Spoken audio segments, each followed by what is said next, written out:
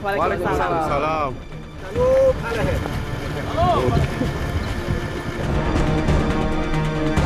Tentu Polri akan membentuk tim. Tim itulah yang dituangkan dalam surat perintah tugas dan surat penyidikan. Percayakan kepada kita yang ada di Ma'had, putra putri, ibu dan bapak, selamat semua.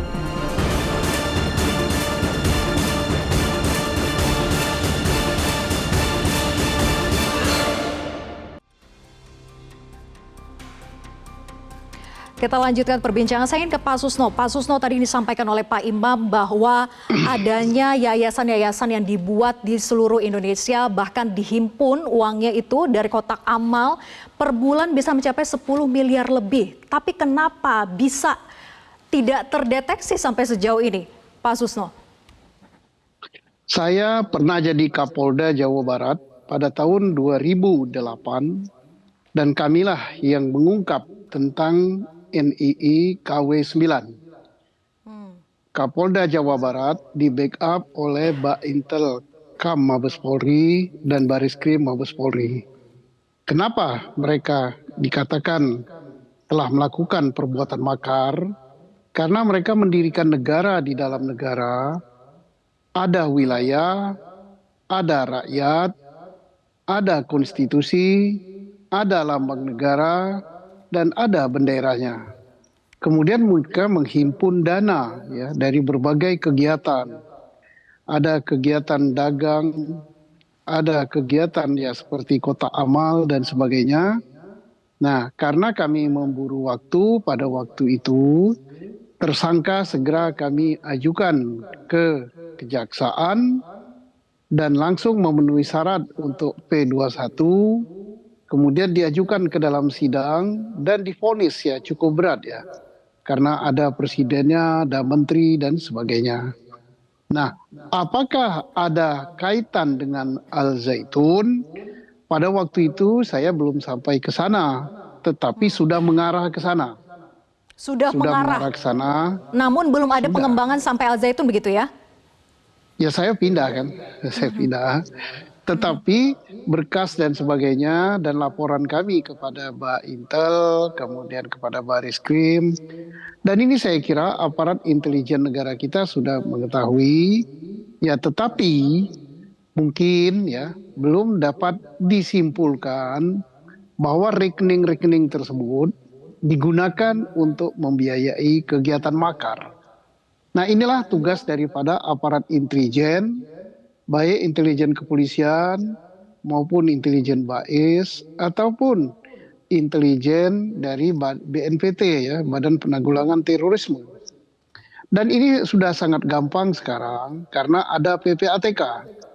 Dari data PPATK, walaupun tadi jubir PPATK tidak menjelaskan secara gamblang, karena PPATK memang tidak boleh membuka apa yang dia dapat kepada publik. Tetapi penyidik Polri ataupun penyidik lainnya, begitu laporan informasi dari PPATK sampai kepada penyidik, penyidik dapat melakukan tindakan hukum sesuai hukum acara yang berlaku. Bisa membekukan rekening tersebut, melanjutkan apa yang telah dilakukan oleh PPATK. Bisa juga untuk memanggil siapa yang mentransfer dana ke rekening tersebut. Kemudian bisa juga memeriksa dana tersebut digunakan untuk apa. Jadi bisa diketahui apakah dananya berasal dari kejahatan. Kemudian bisa diketahui juga apakah dana yang sudah masuk tersebut digunakan untuk kejahatan. Misalnya untuk pembiayaan kegiatan-kegiatan intelijen makar, untuk biaya pembelian senjata, untuk biaya-biaya lain dalam rangka penggalangan, misalnya untuk mendirikan negara Islam Indonesia. Nah, kalau itu telah terjadi, maka itu memenuhi unsur untuk tindak pidana pencucian uang, jelas sudah kena satunya. Yang kedua, bisa juga dikategorikan untuk melakukan tindakan makar, yaitu mendirikan negara di dalam negara. Apakah tindakan tersebut masih percobaan atau sudah terjadi? Dan ini bagus sekali, harus diproses dan dibuktikan secara hukum.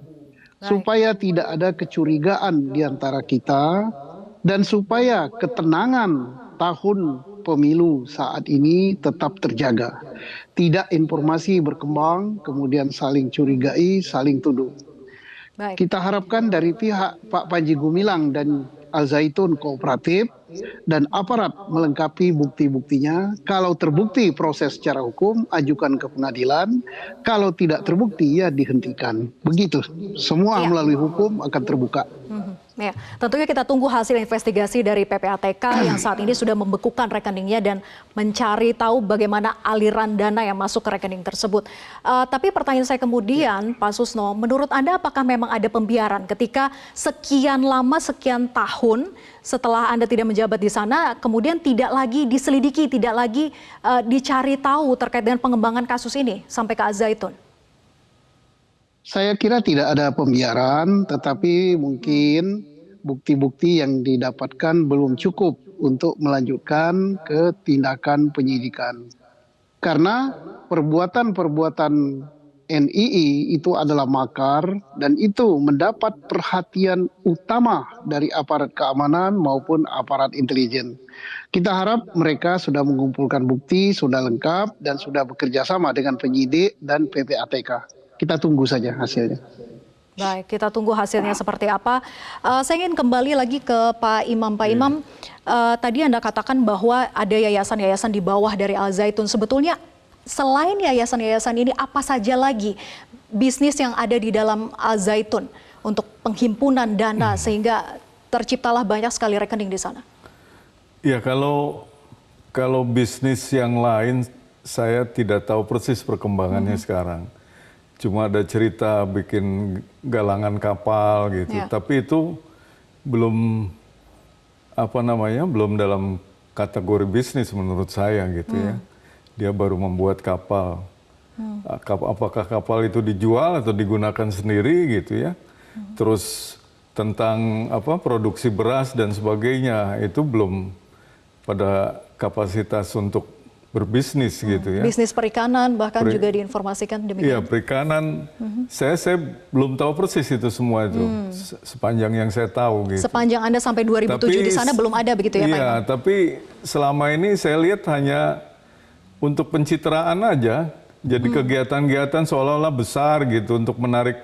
Itu sebetulnya keperluannya untuk menarik dari anggotanya saja gitu. Supaya setoran-setoran itu semangat. Karena yang saya lihat bahwa ada pinjaman-pinjaman yang sudah jatuh tempo, sudah harus bayar ke bank, bahkan sudah ada yang masuk. Pinjaman itu untuk apa? Ya itu yang saya nggak tahu pinjamannya itu untuk apa, untuk kegiatan apa gitu ya. Jadi karena sudah harus bayar, sudah jatuh tempo, nah itu penggalangan dana itu semakin diintensifkan gitu, semakin dikuatkan gitu kegiatannya. Pak Imam, tadi Anda menyebutkan setoran. Setoran itu artinya bukan hanya menghimpun dari dana kotak amal, tapi juga ada setoran dari pribadikah, ada donaturkah sebetulnya? Ya kalau donatur sekarang ini mungkin ada donatur gitu kan, karena dari anggota sendiri kan sudah banyak yang tidak bekerja, banyak yang tidak usaha. Anggota gitu. NII yang dimaksud ya? NII, anggotanya Pak Panji lah gitu, jamaahnya Pak Panji. Itu banyak mengambil dana dari luar, menghimpun dana dari masyarakat gitu. Jadi sekarang yang menyumbang kepada Al Zaitun itu bukan dari kalangan sendiri aja, tapi dari masyarakat kebanyakan gitu. Jadi kalau misalnya donatur itu siapa atau pengusaha apa, ya mungkin aja terjaring di situ gitu. Tapi kalau Anda lihat kan ada banyak sekali puluhan ribu yang saya tahu begitu ya, santri dari Al Zaitun itu. Nah, apakah mereka memang membayar iuran dan berapa iuran yang Anda tahu? Ya kalau yang tingkat menengah katanya sekarang sudah $3.500 US untuk 6 tahun. Jadi, gitu kan. Kursnya pakai dolar. Kursnya pakai dolar. Sejak awal memang pakai dolar. Kenapa? Awalnya $1.500, terus sekarang $3.500. Kenapa jadi harus kita kurs mata uang dolar? Ya namanya pesantren modern kan pakai kurs dolar. Oke. gitu. Jadi mempermudah apa yang dianggap kursnya stabil kan kurs dolar begitu. Tapi dari yang Anda tahu memang santri di sana bayar begitu ya 3.500 Memang membayar. Dan itu adalah biaya yang normal jumlah segitu. Iya masih normal lah hitungannya. Kalau 3.500 dolar sekarang kursnya 14.000 rupiah ya. Sekitar 36-37 juta lah untuk 6 tahun gitu kan. Untuk berapa? 72 bulan gitu kan. Dibagi kan ya masih wajar gitu. Tapi mengapa menurut Anda Al Zaitun sesukses itu untuk bisa menarik banyak sekali santri di sana sampai puluhan ribu? Apa yang menjadi daya tariknya? Apakah sosok Panji Gumilangnya atau sistem pengajaran di Al Zaitun ya?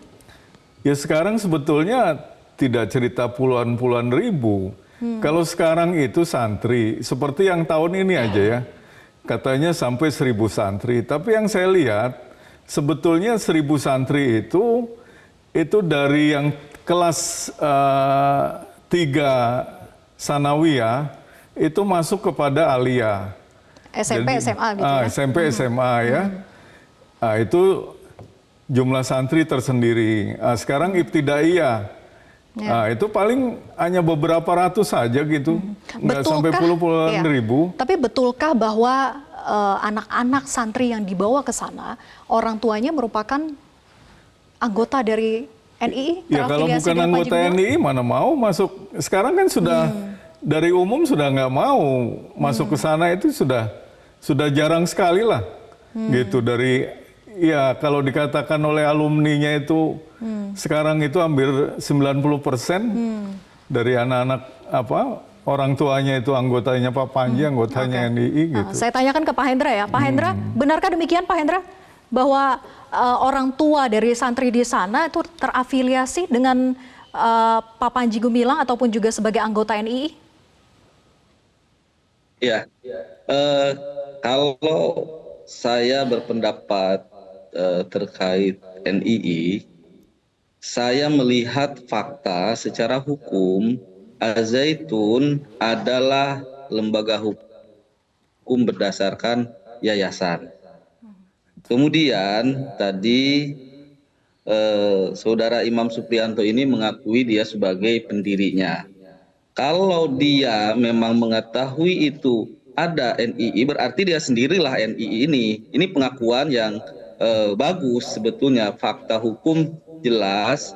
Kalau tadi YPI adalah yayasan, itu fakta hukum.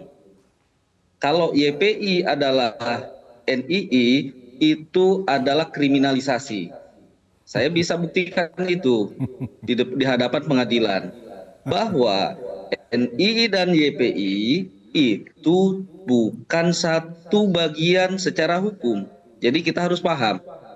Nah, Saudara Imam Supriyanto ini yang sebetulnya yang setahu saya bahwa ketika di 2011 ada persoalan dengan pihak yayasannya sendiri karena ada persoalan tanggung jawab hukum yang tidak terselesaikan. Itu yang saya tahu. Bahkan sampai hari ini Saudara Imam ini setahu saya ini adalah punya status hukum, itu status hukumnya DPO. Kalau nggak salah begitu Mbak Lara ya. Jadi mungkin boleh ditanyakan ke orangnya. Ini langsung bahwa fakta hukum kondisi sekarang adalah Saudara Imam ini DPO Polres Sumedang. Saya punya fakta hukum itu. Jadi kalau bicara NII, saya tidak punya fakta hukum dan saya bisa buktikan bahwa YPI Al Zaitun bukan NII. Baik. NII yang nanti kita kasih kesempatan kepada Pak Imam untuk menanggapi ya, Pak Hendra. Masyarakat belum bisa dibuktikan. Oke, kita harus jeda dulu Pak Hendra. Itu bagian dari YPI. Jadi ini harus paham, masyarakat harus paham ya. Baik, jadi, Pak Hendra, kita harus jeda dulu ya. Jangan sampai. Baik, kita lanjutkan perbincangan usai jeda, tetap bersama kami di Prime Time News.